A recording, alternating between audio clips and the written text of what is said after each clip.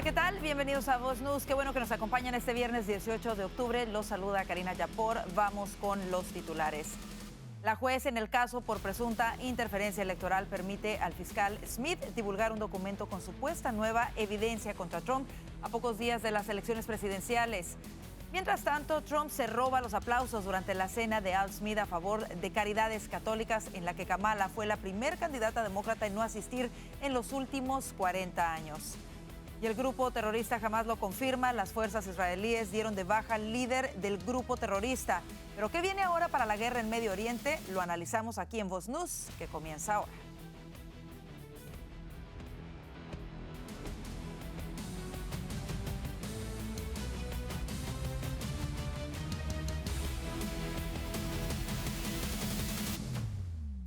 La juez del caso de supuesta interferencia electoral contra Donald Trump autorizó la publicación de un informe del fiscal Jack Smith con supuesta nueva evidencia en contra del expresidente. A menos de un mes de las elecciones presidenciales, Tanya Chutkan rechazó la apelación del equipo legal del republicano y ordenó que el expediente se hiciese público este viernes. Se trata del segundo caso del fiscal Smith contra Trump por supuestamente intentar revertir el resultado de las elecciones presidenciales del 2020. Chutkan había autorizado inicialmente la publicación del informe, pero los abogados del candidato republicano realizaron una presentación argumentando que había que demorar la publicación hasta después de las elecciones presidenciales. Mientras tanto, anoche el expresidente Donald Trump tomó el escenario de la 79ª cena de la Fundación Memorial Alfred Smith, en donde se robó los aplausos y carcajadas con un discurso cargado de humor que tuvo como principales objetivos a la vicepresidenta Kamala Harris y al Partido Demócrata. Por lo general, esta cena anual bipartidista a beneficio de obras católicas añade un toque de humor y distensión a la campaña presidencial en cada ciclo electoral, especialmente porque los candidatos acuden al evento y toman la palabra. Sin embargo, en esta ocasión, Harris decidió no asistir al evento, siendo la primera candidata demócrata en 40 años en no hacerlo, dejando así el espacio por completo a Donald Trump, quien sin duda se robó la noche. Y la ofensiva mediática de los candidatos esta semana muestra una carrera en la recta final para atraer a los grupos demográficos críticos, así lo reporta el diario Wall Street Journal. Según este medio, Trump ha hecho muchas más apariciones en los medios que su rival desde que se convirtió en el candidato oficial de su partido, llamando con frecuencia a los programas de Fox News, concediendo entrevistas a periodistas y periódicos impresos, mientras aparece en una variedad de podcasts. Por su parte, Harris ha acelerado su cadencia de apariciones en las últimas semanas. Por ejemplo, desde que Trump y Kamala se convirtieron en candidatos de sus partidos, el candidato republicano ha tenido 28 apariciones en televisión, mientras que su contrincante solo 12 veces. En radio, Trump la supera 10 contra 7. En los medios impresos, Trump ha dado 10 entrevistas, mientras que Kamala solo 2. En podcast, la cifra es de 7-2 a favor de Trump. Y en videos de plataformas están empatados a 3. Y en la plataforma X, solo Trump ha dado entrevistas. Y como recordará, hace unos días Kamala Harris lanzó una agenda para los hombres negros que incluía varias acciones para favorecer a este grupo en específico si ganase la presidencia, algo que fue duramente criticado. Pues ahora la campaña de Harris aclaró que sus propuestas dirigidas a los hombres negros no serán racialmente excluyentes. En declaraciones a The Wall Street Journal, la campaña dijo el miércoles que las propuestas de Harris estarán abiertas a todos los estadounidenses, independientemente de su raza o etnia. Como recordará, la Agenda de Oportunidades para los Hombres Negros, publicada el lunes, promete 1 millón de préstamos de $20,000 cada uno, totalmente perdonables a los empresarios negros para iniciar un negocio. Harris también propuso nuevos programas de educación, capacitación y tutoría que ayuden a los hombres negros a conseguir trabajos bien remunerados, además de legalizar la marihuana. Ahora dicen que no serán excluyentes. Y por su parte, Elon Musk participó de un foro comunitario en Pensilvania. El dueño de SpaceX continúa muy involucrado en la campaña de cara a las elecciones presidenciales y en esta oportunidad respondió preguntas de los vecinos de Folsom, un lugar con menos de 10,000 habitantes. El magnate habló sobre los comicios y tuvo un viral momento con un niño en donde explicó por qué está tan involucrado en este ciclo electoral. Aunque inicialmente distante de la política, Musk ingresó al barro electoral luego del primer intento de asesinato contra Donald Trump en julio. Desde entonces, además de respaldarlo, comenzó a donar dinero y ahora a encabezar eventos como el de Folsom. Una de sus respuestas más virales fue precisamente cuando le preguntaron por qué decidió involucrarse tanto en estas elecciones presidenciales. No he sido políticamente activo antes, soy políticamente activo ahora porque creo en el futuro que el futuro de América y el futuro de esta civilización está en juego, respondió Musk. Vamos a otras cosas y es que un juez de Florida emitió una orden que detiene temporalmente los esfuerzos del Departamento de Salud de detener la transmisión de anuncios que promueven una enmienda sobre el aborto. El juez argumentó que dichas acciones violaban la libertad de expresión protegida por la primera enmienda, favoreciendo a un grupo que demandó al Estado por censura. Este conflicto comenzó cuando el Departamento de Salud de Florida señaló que la transmisión de anuncios que respaldan la enmienda 4 violaba normativas estatales.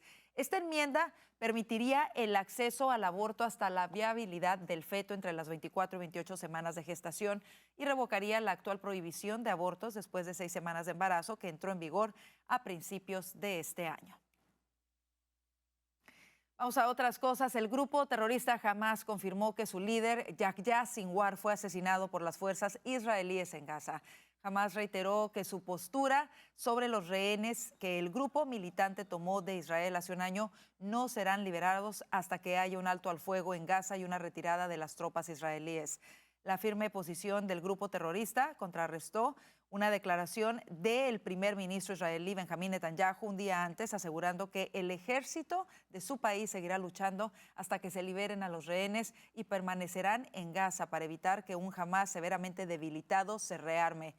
Mientras tanto, el presidente Joe Biden y otros líderes mundiales presionan para que el asesinato de Sinwar sea un punto de inflexión que debería ser utilizado para desbloquear las estancadas negociaciones de alto al fuego. Y al tiempo que jamás admitía haber sufrido pérdidas muy dolorosas y angustiantes tras el asesinato de su líder, Yahya Sinwar, el ejército israelí difundió un nuevo video tomado con un dron que capta los últimos momentos de vida del terrorista.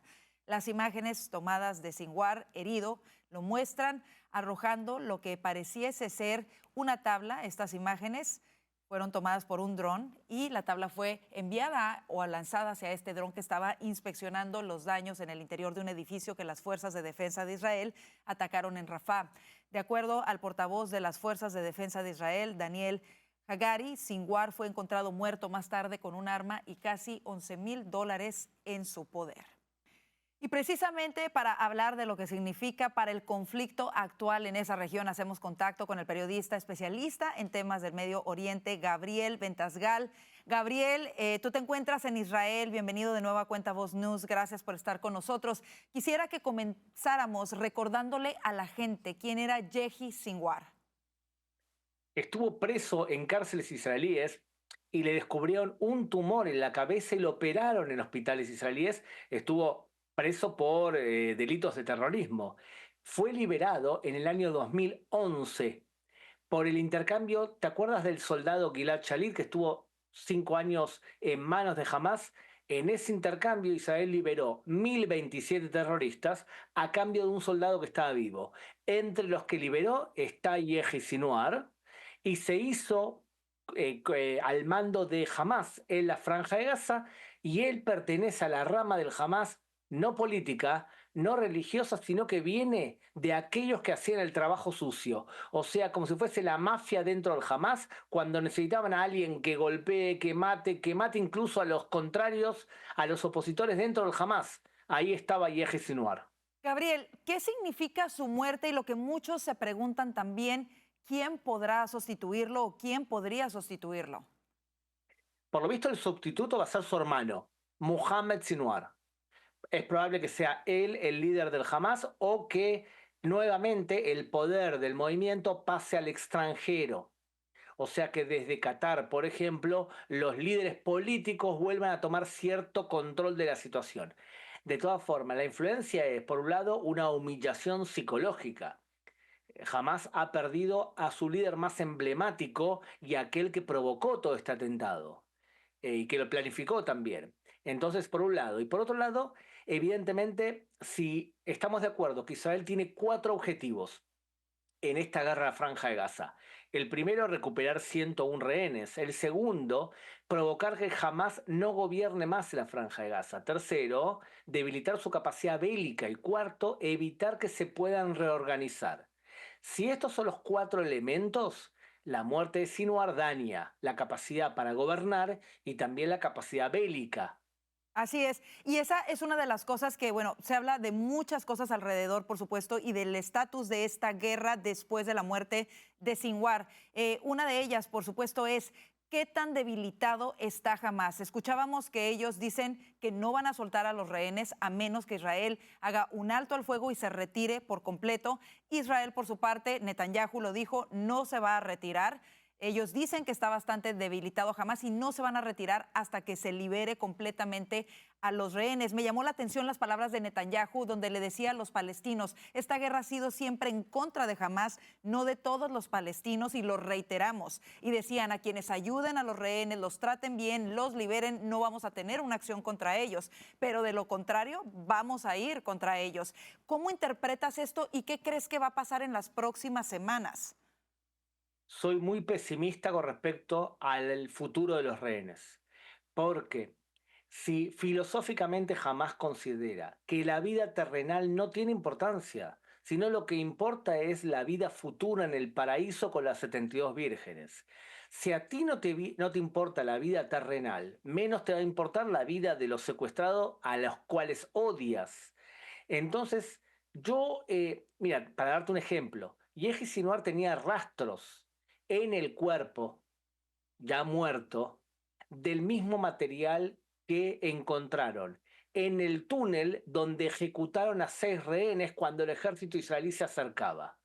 O sea que Yehi Sinuar pudo haber estado en el momento que ocurrió ese usando a los rehenes como escudos humanos para ejecutarlos. Te darás cuenta que la única utilidad de los rehenes es servir como escudos humanos en caso de una avanzada militar. Entonces, yo por un lado creo que cuando Hamas dice que no los va a liberar, hay que creerles. Y también considero que el ejército israelí no va a salir de la Franja de Gaza y que esta guerra va a durar mucho tiempo. Gabriel, otro de los elementos muy importantes aquí en esta ecuación es Irán.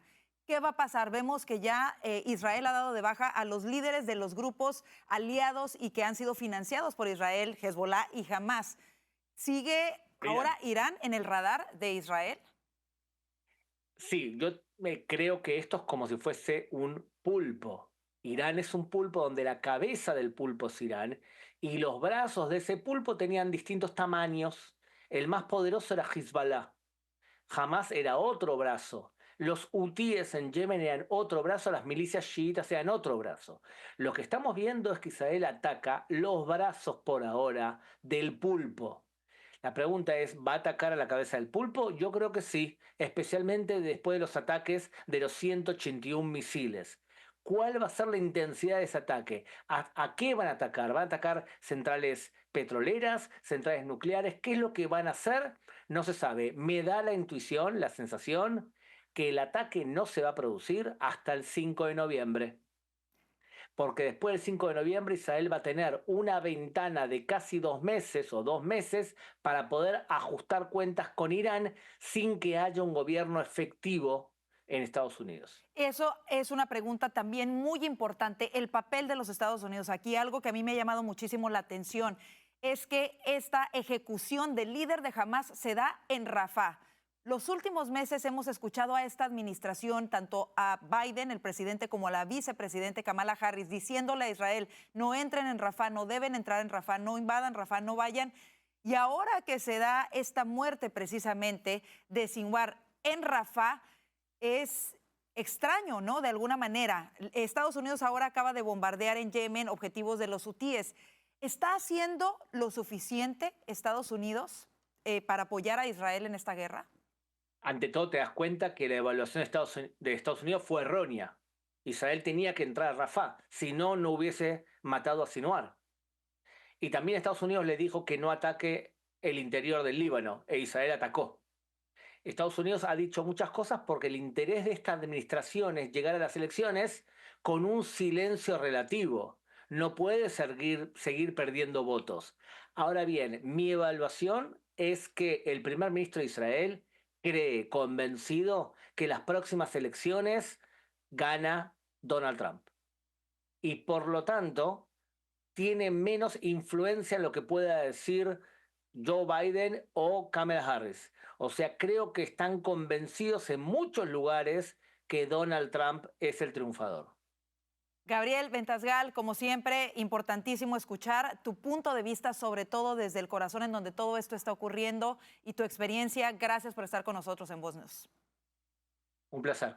Gracias. Así nos vamos a una breve pausa. Mire, la diócesis católica más grande del país deberá pagar más de 800 millones en indemnización a víctimas de abuso sexual por parte de clérigos. Ya volvemos con esto y más. Además, recuerde que ya puede ver todo nuestro contenido a través de Roku, Apple TV y Fire TV. Si se perdió alguno de nuestros noticieros, búsquenos como Voz News y encontrará no solo el noticiero, sino nuestro podcast. Y si no lo ha hecho, descargue inmediatamente el app de Voz en su celular para que no se pierdan las noticias y contenido exclusivo. Quédese. Ya volvemos con mucho más de Voz News.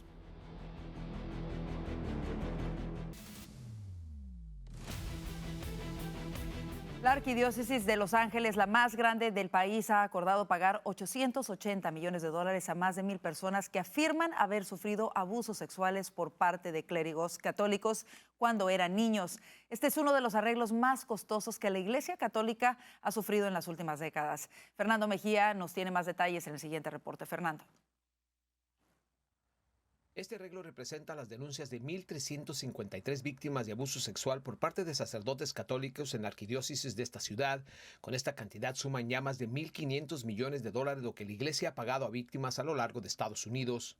Y ojalá que sea un mensaje para las iglesias y las arquidiócesis de todo los Estados Unidos. En octubre del 2019, California adoptó una ley que suspendió el plazo que tienen las víctimas para denunciar abusos por parte de miembros de la Iglesia Católica y poder reclamar daños y perjuicios. Desde esa fecha, los casos siguen acumulándose. La organización SNAP, que durante años ha luchado en contra de este tipo de abusos por parte de la Iglesia Católica, reaccionaron favorablemente por medio de su portavoz. Hay víctimas en todo el mundo que casi pasan toda la vida esperando que la iglesia haga un movimiento para ayudarles. Este dinero será pagado con fondos e inversiones de una de las arquidiócesis más grandes y variadas culturalmente en los Estados Unidos, la de Los Ángeles, que incluye 3 condados, Ventura, Santa Bárbara y Los Ángeles. En un comunicado, el arzobispo José Gómez comentó: desde el fondo de mi corazón, lamento cada uno de estos incidentes. Espero que este arreglo dé un poco de tranquilidad y ayude a sanar lo que estos hombres y mujeres sufrieron. En las calles, las reacciones no se hicieron esperar. La verdad, con el dinero todo se quieren arreglar, pero no se puede, porque son sentimientos muy profundos de las personas. En el comunicado, el arzobispo también comentó que su compromiso para la protección y prevención de abuso continúa firme. Debe de haber más dinero para estas personas, porque las vidas de ellos van a ser afectados hasta el día que ellos mueren. Los líderes de la arquidiócesis aseguran que se han implementado reformas en los años transcurridos para asegurar que parroquias, escuelas y ministerios sean lugares seguros para la comunidad. Fernando Mejía, Voz News, Los Ángeles, California. Vamos a otras cosas. Muchos consideran que las políticas woke han debilitado nuestras instituciones, especialmente el ejército de los Estados Unidos. Sobre ello platicamos con el senador de Florida, Rick Scott. Verónica Silveri nos tiene los detalles. Verónica. El senador tiene un largo historial de luchas para hacer de Florida el estado más militar, beneficioso y amigable con los veteranos del país. Asimismo, el senador aseguró que continuará trabajando para hacer de Florida el mejor estado para que los miembros militares, veteranos y sus familias vivan y trabajen en libertad. En declaraciones ante nuestras cámaras, el senador mostró su rechazo a cómo han sido tratadas las fuerzas del orden durante la administración Biden-Harris y aseguró que la nación necesita volver a tener el reconocimiento militar con el que contaba en el pasado. Well, first off, what our military should be is the most lethal military in the world. We should scare the crap out of our enemies, and we should have respect of our friends. There's no place in our military except for having the best and the strongest men and women defend the freedom of this country. Junto con el senador Scott se encontraba el senador por Alaska Dan Sullivan, quien expresó estar orgulloso de estar en Florida apoyando la reelección de a quien calificó como su buen amigo y compañero veterano. También recordó que ambos están juntos en el Comité de Servicios Armados del Senado, donde luchan para poner fin a las políticas de los demócratas. En nuestros micrófonos rechazó los recortes hechos por la administración a las Fuerzas Armadas. When the Democrats get in control in the White House and in the Senate, they cut the military. They cut lethality. That's what they do. Biden-Harris have put forward 4 budgets, and they always cut the military and undermine our readiness. We on the Armed Services Committee always try to boost it up, but we're in the minority right now on the Senate Armed Services Committee. En el evento también se encontraba el congresista Carlos Jiménez, quien criticó las prioridades presupuestarias del gobierno federal. Veamos. I showed everybody my priorities by my budget. And so the Biden administration, Biden-Harris administration shows you their priorities through their budget. So what do? What do they cut? Military. What do they enhance? By a lot, by the way. The ways that regulations, all the wokeness, Green New Deal, all that stuff, that's what they pump up. 20%. And then they cut the military. Con estas declaraciones vemos cómo el apoyo de la administración Biden-Harris al movimiento woke no es algo nuevo. El descuido de las fuerzas del orden y el priorizar las políticas de diversidad, equidad e inclusión es algo que ya genera problemas en la nación. Con esta información les deseamos un feliz fin de semana y volvemos con ustedes a los estudios. Gracias, Verónica, por este reporte. Vamos a otras cosas. El organismo regulador de la seguridad automovilística en los Estados Unidos comunicó el viernes que ha abierto una investigación sobre el programa Full Self Driving o autoconducción total de Tesla tras 4 accidentes, uno de ellos mortal, relacionados presuntamente con este sistema. La Administración Nacional de Seguridad en el Tráfico por Carretera dijo que examinará el posible fallo del sistema para detectar y desconectarse en situaciones específicas en las que no puede funcionar adecuadamente. Tesla, propiedad del multimillonario Elon Musk, ha invertido grandes sumas en su programa de conducción autónoma.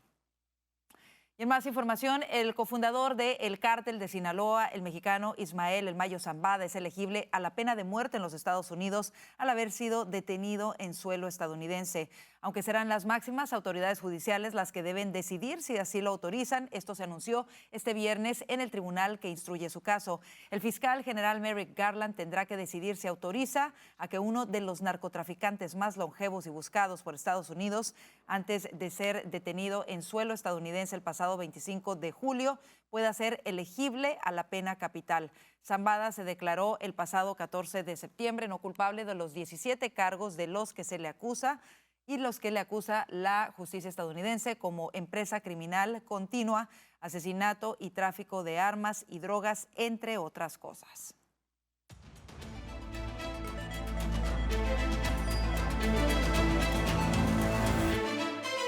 Ante la emergencia energética que enfrenta Cuba, el gobierno decidió paralizar todas las actividades laborales estatales que no sean indispensables, así lo dieron a conocer autoridades del régimen castrista.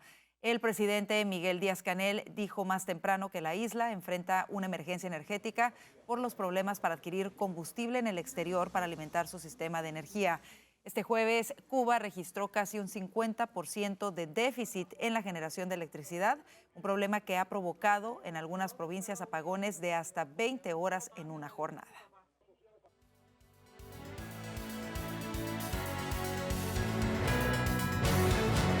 Bueno, sabemos que varios huracanes han azotado algunas partes de los Estados Unidos. Cuando ocurre un desastre natural puede ser difícil saber qué hacer para proteger las finanzas. Aquí le tenemos algunos consejos que podrían servirle. Tome nota.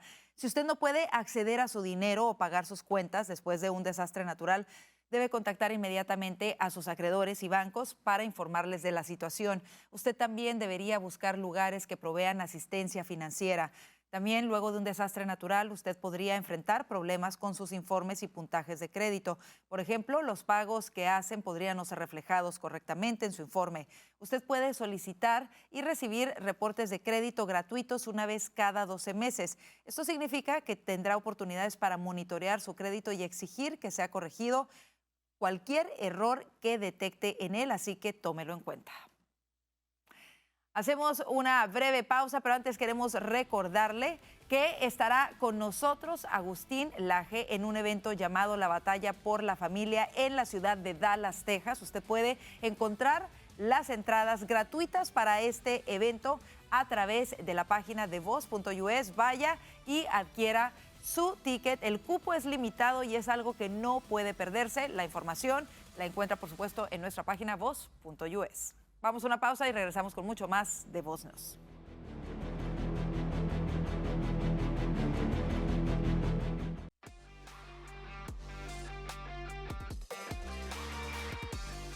Los candidatos a la presidencia, Donald Trump y Kamala Harris, enfocan sus esfuerzos de campaña el día de hoy en Michigan, mañana lo harán en Georgia y los Obamas participarán activamente en la campaña de Harris a partir del próximo lunes. Precisamente para platicar de ello, el día de hoy nos acompañan Alfonso Aguilar, abogado y analista político de Voz, Orlando Avendaño, periodista y analista político de Voz, y Diego Loyo, analista político que nos acompaña también en este día. Bienvenidos, feliz viernes. Llegamos por fin al viernes y llegamos hablando de lo que vamos a seguir hablando por las próximas 2 semanas, esta campaña que ya está prácticamente en la recta final.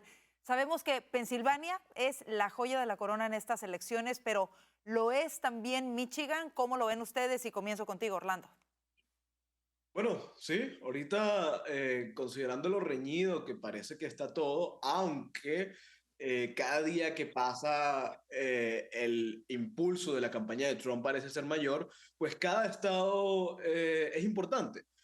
No obstante, obviamente los esfuerzos se están concentrando en Pensilvania. Hemos visto, por ejemplo, la decisión de Elon Musk de hacer town halls en Pensilvania. Ya empezó con el primero, donde fue bastante claro en la necesidad de resguardar la Constitución y claramente el esfuerzo es ese, pero cada estado cuenta, cada voto cuenta. No obstante, el impulso parece tenerlo la campaña de Trump en contraste con una especie de decaimiento que estamos viendo en la campaña de Kamala Harris. Definitivamente. ¿Cómo lo ves tú, Diego? Sí, sinceramente, toda esa parte del Rust Belt va a jugar un papel muy importante en la elección. Y yo estoy un poquito en desacuerdo. Yo creo que ya Pensilvania se decantó. Por supuesto, quedan 2 semanas, muchas cosas pueden pasar, están bastante cerradas las encuestas, pero yo creo que los demócratas ya están empezando a generar una estrategia muy enfocada a aquellos estados donde pueden todavía tener algún resultado, y esos son justamente Michigan y Wisconsin, sobre todo Michigan en la parte del Rust Belt, y como sabemos en Georgia y en Arizona, donde todavía hay un toss-up y no se sabe qué va a pasar en esos estados bisagra. Entonces, lo que estamos viendo es cómo las campañas empiezan a sacar sus armas grandes, sus big guns, y del lado republicano es Trump casi todos los días, y del lado de los demócratas es cualquier persona menos Harris. Y esa va a ser, creo que, la tendencia de la campaña, tratar de sacar a las viejas eminencias del Partido Demócrata para tratar de salvaguardar el poco resultado que todavía trata de sacar Harris de cara a noviembre. Bueno, y precisamente mañana, hablando de los estados y de la importancia de los estados bisagra, mañana van a enfocar las campañas en Georgia. ¿Qué se puede esperar de Georgia en esta recta final, Alfonso? Yo creo que Georgia se inclina hacia Trump. El problema mayor de los demócratas es con su Blue Wall, el llamado muro de contención azul, que era la estrategia de esta campaña: ganar Pensilvania y después ganar Wisconsin y Michigan. Wisconsin y Michigan, que son estados que usualmente ganan, solo que Trump los pudo ganar en el 2016. Pensilvania es un estado más púrpura. Pero, si no me equivoco, por primera vez el promedio de encuestas en esos 3 estados, en cada uno de ellos, tiene a Trump arriba. Por primera vez, por menos de 1 punto, pero por primera vez. Entonces yo creo que están apretados. Es un problema serio, por eso creo que están desesperados. Sí, tienen a Barack Obama haciendo campaña con ella. Barack y Michelle, por primera vez van a estar junto a ella haciendo campaña. A Bill Clinton lo sacaron, pero creo que lo van a volver a guardar en el closet porque cada vez que sale dice algo que favorece a los republicanos. Quizás él es muy moderado, pero francamente están en aprietos. ella no se está ayudando a sí misma. Esta semana lo vimos con la entrevista de Fox, que la idea era llegar a votantes más moderados que siguen esa cadena. Sin embargo, fue un desastre, una entrevista contenciosa donde no conectó con esa audiencia. O sea que está teniendo grandes problemas y, como sabemos, grandes problemas con los votantes hombres. Con el poco tiempo que tiene, que le queda, no sé qué puede hacer para cambiar el momentum que tiene Trump. Bueno, y por supuesto, como bien lo mencionas, no solamente no conectó durante esta entrevista en Fox News, sino que quedó al descubierto, ¿no? Por primera vez que realmente no tiene una respuesta de cómo enfrentar su récord como parte de esta administración, y eso es lo que quedó en evidencia durante esa entrevista. Y digo por primera vez porque es la primera vez que realmente alguien la cuestiona incisivamente en una entrevista. Ahora, el Wall Street Journal publicó precisamente el día de hoy el número de apariciones en medios de comunicación de ambos candidatos desde que están en la carrera presidencial. Vamos a ver estos números porque Trump supera por mucho a Kamala Harris. Tenemos por ahí una gráfica. Precisamente, miren, en apariciones de televisión, Trump ha tenido 28, Kamala Harris solamente 12. En programas de radio se dice que Trump 10, Kamala 7. En medios impresos 10, Donald Trump contra 2 de Kamala. En podcast 7 contra 2 solamente de Kamala. En videos, en redes sociales 3 y 3. Y en Spaces de X de Elon Musk vimos que solamente estuvo Donald Trump y por horas, como 3 horas o más.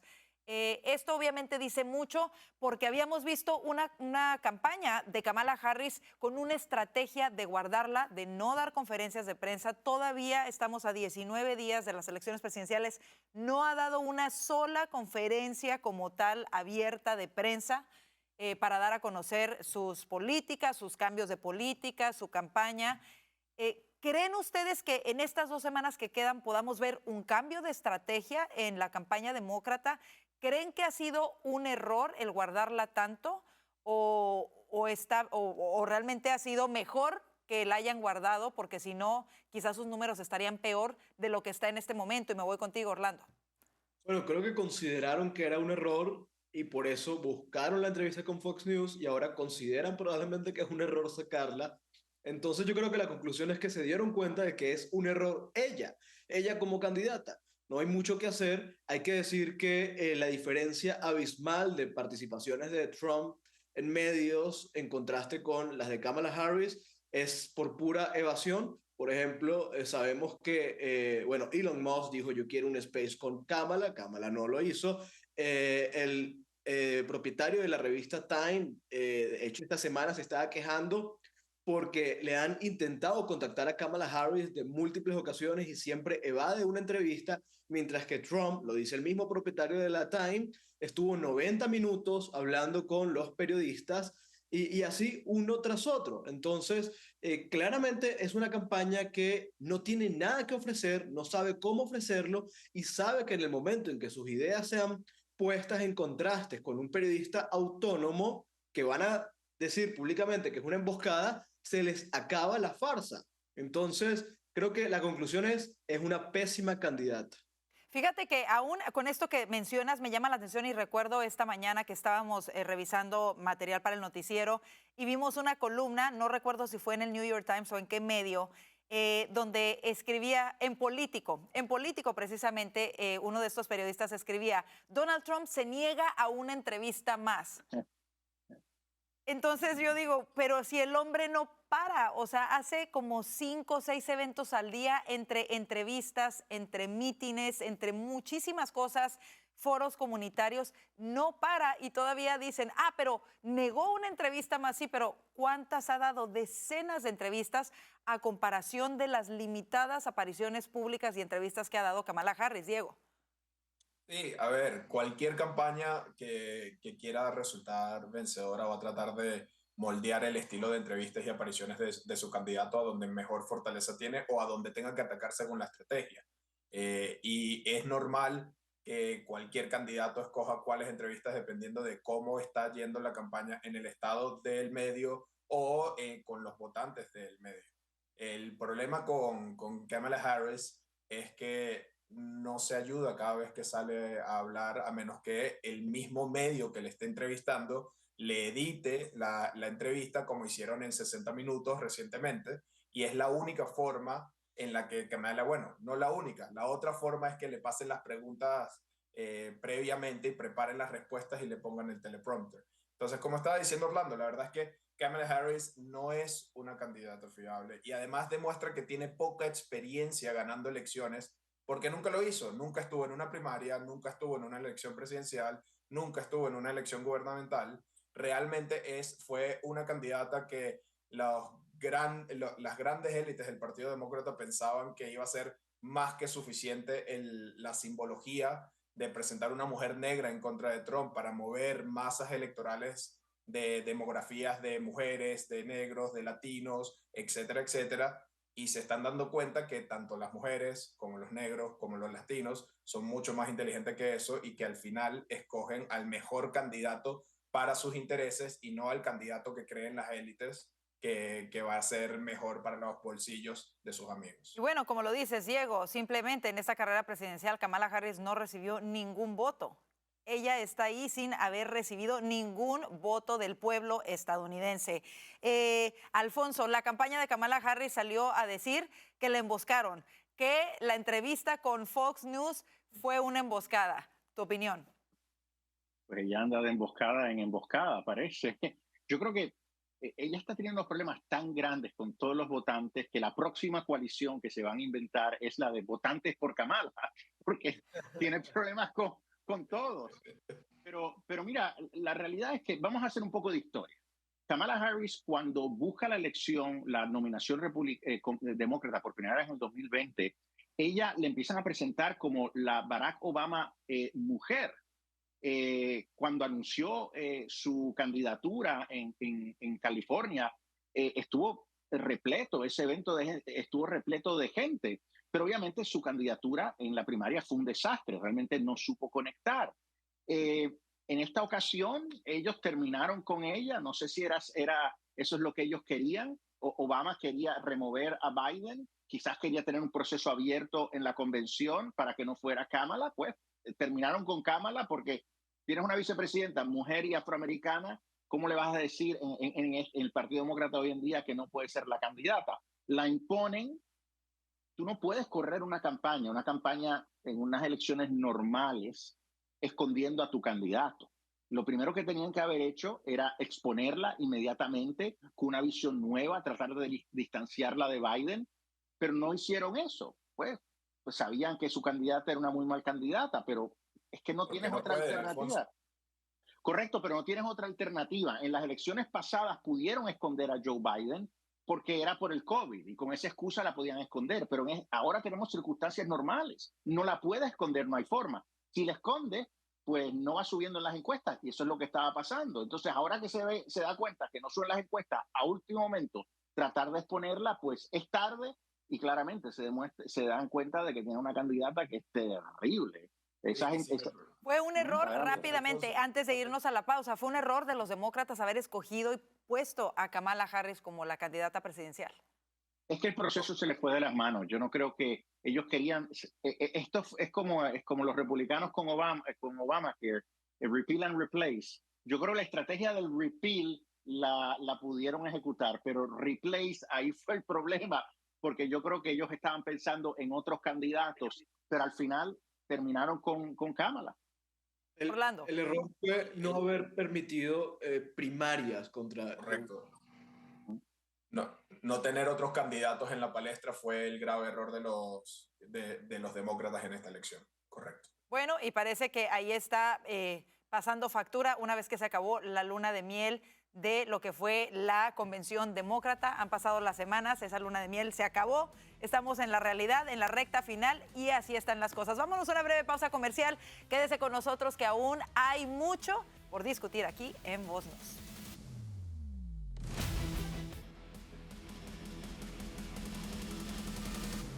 Qué bueno que sigue con nosotros. Mire, la agenda para los hombres negros de la vicepresidente Kamala Harris. Al parecer ya no va a ser tan exclusiva como se anunció, y es que en declaraciones al diario The Wall Street Journal, la campaña dijo que las propuestas de Harris estarán abiertas a todos los estadounidenses, independientemente de su raza o etnia. Regresamos con nuestros analistas para hablar de esto, y es que, bueno, la noticia cayó como bomba el lunes cuando se hablaba de los detalles de esta agenda que contemplaba 1 millón de préstamos de $20,000 cada uno a hombres negros para empezar negocios, préstamos no repagables, o sea, regalos de alguna manera, entre otras medidas, ¿no? La protección de las inversiones de los hombres afroamericanos en criptomoneda y muchas otras cosas más. Evidentemente, la reacción creo que ha de haber sido no positiva. Alguien les ha de haber hablado y les ha de haber dicho que no se puede combatir racismo con racismo y dan marcha atrás. Hacen este anuncio, que no quieren ser excluyentes y ahora van a incluir a todos. ¿Se está arrepintiendo la campaña de Kamala Harris precisamente de haber lanzado este comunicado el lunes? Orlando, comienzo contigo. No, parece que el backlash, que la reacción fue tremenda, ¿no? Y eso es porque lo que propuso fue un sinsentido absoluto. Yo no sé qué estaban pensando, pero plantear además políticas discriminatorias que yo creo que son claramente inconstitucionales, pero además insultantes, ¿no? Racistas. Suponer que los hombres negros lo único que necesitan es dinero, marihuana y que los ayuden a controlar sus finanzas, sus inversiones. Esto cayó muy mal, es una locura. Y bueno, ya el hecho de que ahora digan que, bueno, no, en verdad estas son propuestas para todos los americanos, también lo que refleja es que la campaña de Kamala miente y utiliza las políticas identitarias y todas estas discusiones de la raza, etcétera, para ganar votos. Es decir, propuestas que se supone que son para todos, las encausa para una población como para tratar de persuadir a una población en particular de manera engañosa. Yo creo que a todas vistas y por donde se le mire, esto es un desastre. No, y definitivamente, como tú lo mencionabas, yo creo que varias cosas de esta propuesta deberían ser, no sé, creo que muchos la tomaron incluso como ofensiva, como la legalización de la marihuana. O sea, el poner esto en la agenda específica hacia los hombres negros, ¿no? De alguna manera implicando lo que tú dices, como si fuese todo lo que a ellos les importase. Diego, ¿cómo lo ves tú? Yo lo veo de una forma un poco más sencilla. El mayor desastre que hizo la campaña con respecto a estas políticas que propuso fue olvidar que en el 2023 la Corte Suprema ya tomó una decisión en contra de la affirmative action en el cual la raza no puede ser determinante para ver si tú entras en la universidad o no. Y en esa decisión también determinaron que la raza no puede ser determinante para que un organismo público tome decisiones con respecto a ciertos beneficios que tú vas a tener. O sea, lo que estaba proponiendo el equipo de Harris era algo que ya la Corte Suprema había negado su constitucionalidad. Y ahorita están tratando de enmendar precisamente porque el abogado que llevó el caso frente a la Corte Suprema ante la decisión contra la affirmative action tuvo unas pequeñas declaraciones, si mal no recuerdo se llama Bloom, en el cual decía que también iba a demandar a cualquier administración que tratara de implementar el plan que Harris había propuesto. Entonces, este es un gafe más de una campaña que realmente no entiende que las propuestas que ellos hacen en campaña no son solamente panfletos a repartir tratando de conseguir el voto popular en una escuela o en una universidad. Estos son realmente propuestas de gobierno que la mayoría de las personas no están comprando porque Harris tuvo 4 años para implementarlas y no lo hizo. Alfonso, ¿cómo lo ves tú? No estoy de acuerdo. Mira, lo que estamos viendo ahora es una campaña que está improvisando. Esto es una improvisación y demuestra desesperación. Ya tenían un problema con los votantes afroamericanos, los hombres afroamericanos, y entonces con esta medida se crean un problema con el resto de los votantes. Además, ¿cuál es el mensaje? O sea, primero tú propones todos estos nuevos beneficios que le van a costar dinero al gobierno federal, y ahora entonces al expandirlos a todos los ciudadanos, pues entonces estos programas van a ser todavía más costosos. O sea que no estás ganando con nadie, ¿verdad? Con esos votantes indecisos que están preocupados con la deuda. Obviamente esto no ayuda, el regalar dinero para conseguir votos, regalar beneficios, mucha improvisación Esta ha sido una muy mala semana, debo decir, para Kamala Harris. No está bien asesorada.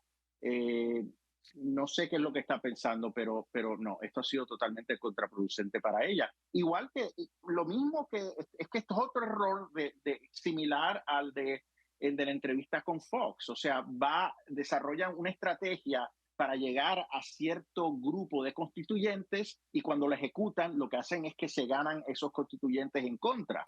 No funciona.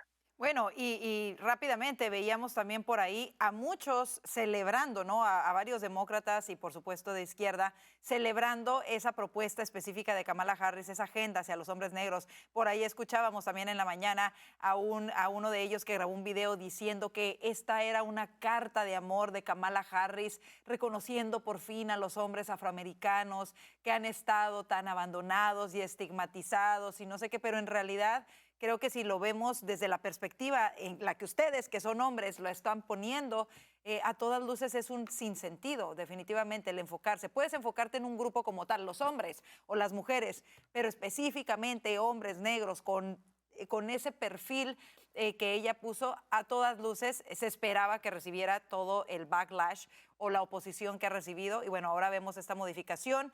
Rápidamente, en 30 segunditos. Bueno, Orlando, te iba a preguntar, pero te veo que quieres decir algo. Mejor di lo que tú quieres decir. No, la forma en la que están abordando esta campaña es una muestra de cómo el Partido Demócrata viene entendiendo la política desde hace años y es de manera identitaria.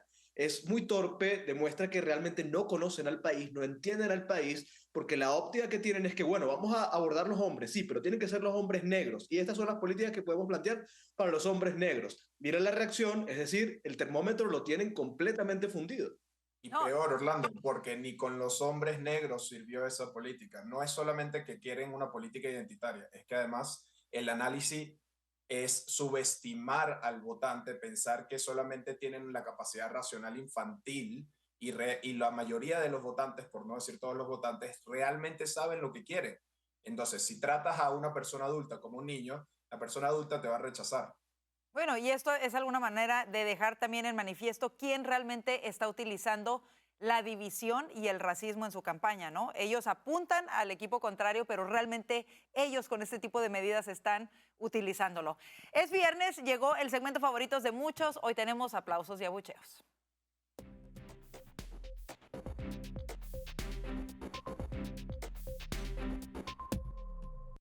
Y miren, a petición del público que le gusta terminar con cosas positivas, hoy vamos a empezar con los abucheos, así que nos vamos primero con las cosas negativas que no nos gustan tanto y comenzamos contigo, Orlando. ¿Para quién van tus abucheos de esta semana? Bueno, mis abucheos esta semana no van para Alfonso, esta semana no. Van para... Muchas gracias, muy gentil. Van para la presidente de México, Claudia Sheinbaum, porque esto no lo quería dejar pasar. Esto es muy desafortunado. En un periodo de 10 días, 2 alcaldes fueron asesinados en México. ¿Y qué ha hecho la presidente todos estos días? Dedicarse a hablar de que España le debe disculpas a México. Es lo único que ha hecho. Además, un discurso retrógrado, completamente arcaico, que además niega lo que es la esencia de nuestra civilización, de lo que somos, del propio México. Entonces, mis abucheos van para esta mujer que ya ha demostrado en muy pocos días lo que va a ser su presidencia. Ahí están los abucheos, tristísimo, la verdad, lo que está pasando en México. Diego, nos vamos contigo. ¿Para quién van tus abucheos? Mis abucheos van para el Partido Laborista Británico. ¿Por qué el Partido Laborista Británico? Porque esta semana se dio a conocer que están tratando de ir a Estados Unidos, sobre todo los estados bisagra, a tratar de hacer publicidad o campaña electoral en pos de Kamala Harris. Y mis abucheos al final no van porque ellos decidan bajo su libertad ir a hacer campaña con quien quiera, sino porque ni siquiera pudieron cubrir bien sus pasos y demuestran una vez más que el progresismo es uno solo, que la revolución es una sola y que la izquierda internacional tiene sus manos en distintos países y está tratando de influenciar la elección en Estados Unidos. Ahí están los abucheos fuertes, ya los escuchamos. Alfonso, nos vamos contigo. ¿Para quién van tus abucheos de esta semana? Pues mis abucheos, que debo admitir que casi me los olvido, van para la gobernadora de Michigan, Gretchen Whitmer, que hace justo una semana grabó un video sumamente cursi, extraño, donde le está alimentando a una influencer. Están como recreando como un sacerdote le da la Eucaristía a un feligrés católico y ella pues le está dando un dorito. Es ofensivo, es raro, pero esto es lo que hacen los políticos de izquierda dura hoy en día. Yo creo que eso en vez, quizás se allegan a la base de izquierda que les gusta este tipo de cosas, pero la mayoría de los votantes, esto se ve extremadamente extraño. Y como digo, es ofensivo. La Conferencia Episcopal de Obispos Católicos de Michigan criticó a la gobernadora, ella ya se disculpó, pero francamente esto es muy extraño y ella suena como una posible candidata para la presidencia, para la nominación demócrata en el 2028. Yo creo que esto va a dar vueltas. Qué bueno que lo traigas a colación y bueno, ahí están los abucheos, sumamente extraño, comparto contigo esa sensación y por supuesto una gran falta de respeto para las personas de fe. Pero bueno, vámonos ahora a las cosas positivas. Orlando, ¿para quién van tus aplausos de esta semana? Bueno, tengo que volver a aplaudir a Benjamin Netanyahu. Lo que logró esta semana fue impresionante. El hito de hacer pagar solamente le costó 1 año y 10 días para que el autor intelectual y militar del 7 de octubre, la mayor masacre de judíos desde el Holocausto, pues se encontrara con la justicia.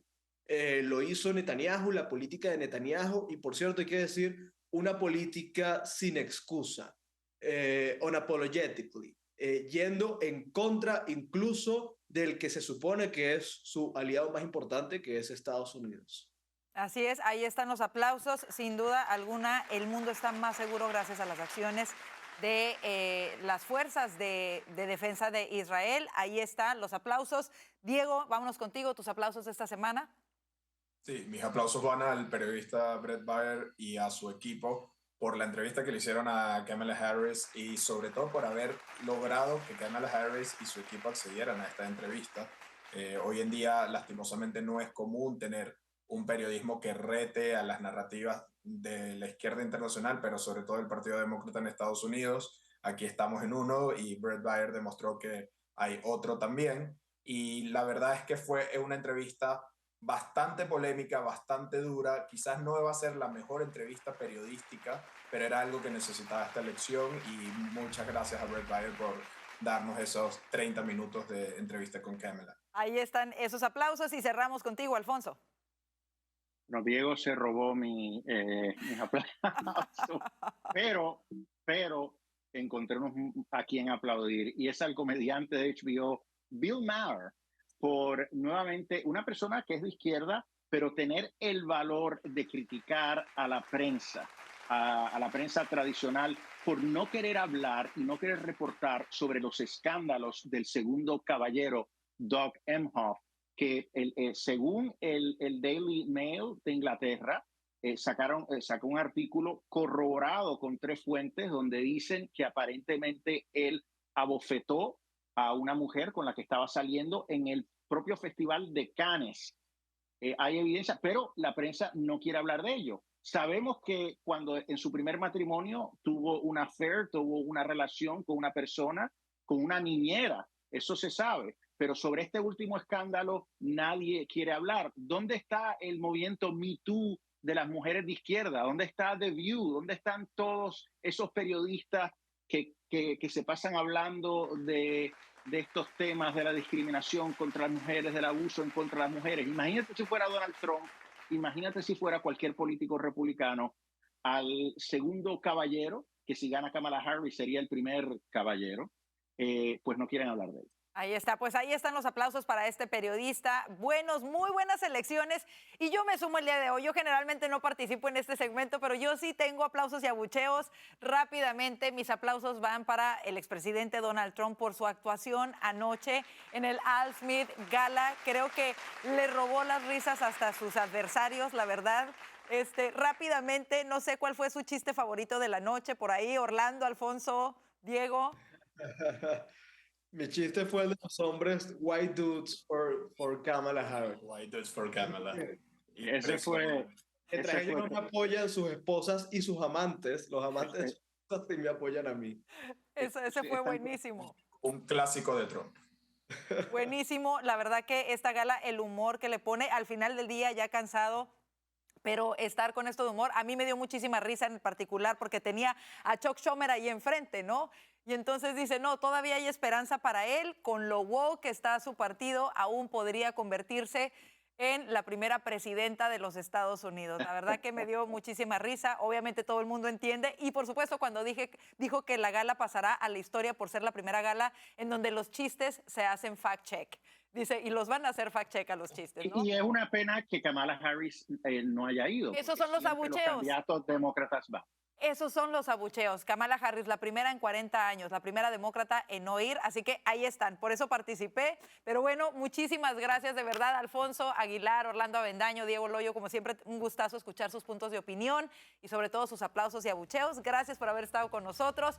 Y a usted, ahí en casita, gracias también por su preferencia. Si llegamos al final, le recordamos seguirnos en nuestras redes sociales, descargar el app de Voz en su teléfono celular y, por supuesto, suscribirse a nuestro canal de YouTube. Nos encuentra como @VozMedia. Que tenga un excelente fin de semana y, si Dios lo permite, le esperamos el lunes. Bendiciones.